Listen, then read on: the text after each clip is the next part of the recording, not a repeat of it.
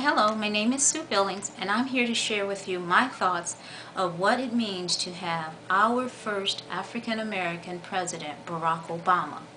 1955, a year of segregation and racial tension. School days, a lot of rioting and civil unrest because of injustice to African Americans, at that time referred to as coloreds. Marches and protests against the civil injustices finally conquered some victories for African Americans.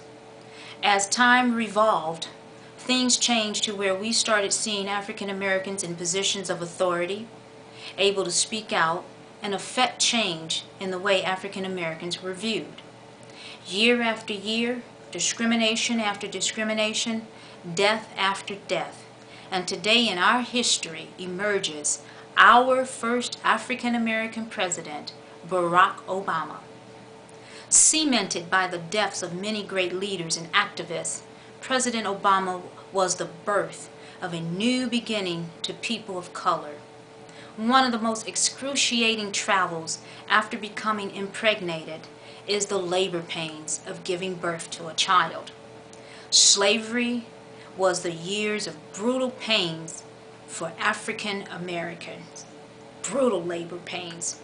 But November 4th, 2008 was the release and jubilation that comes after the birth. What this birth did was not just a validation of African Americans as intelligent human beings, but the tearing down of strongholds that were imposed on African Americans caused by slavery.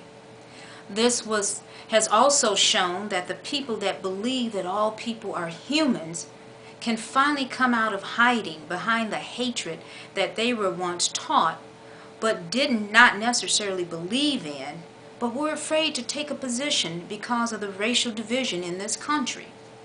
There had to be a Barack Obama for the nation to wake up and really hear what has been said for so long about the racial hatred and racial tolerance in America. The rugs of hatred have been thrown back and the dirt can be swept out from under them. President Obama did not only touch Americans, he touched the entire world, nations. This election rendered more participation than any election ever, and I do mean ever. This election had more participation from all ethnicities. If you wonder why, one could surmise that America is really ready for change. The next 4 years are going to be what Americans have longed for. Real process that involves the people. Now the words from the Constitution, "We the people," will finally mean something to those of color. Inclusion instead of exclusion. For every mother that has a son that has felt the hatred because of his skin, he can soul search and begin a healing process to conclude that there is value in him and he is valuable. He is more than the boy that deals drugs, drops out of school, or is inferior to discrimination. This election has catapulted African American men to a level of stepping up their game and their level of confidence. The pride for the African American boy exudes when you ask the question, what does the president mean to you?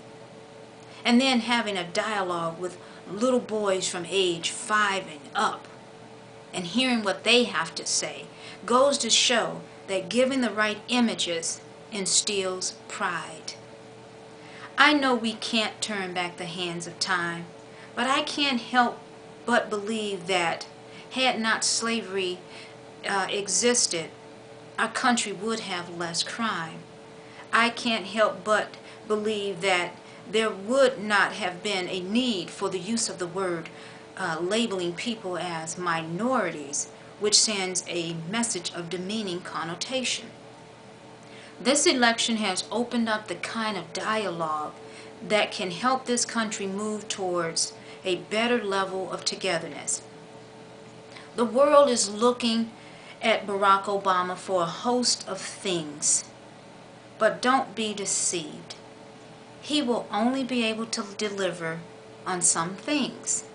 He is not God, but he has the power of God within, and what God has chosen to deliver, that will he deliver.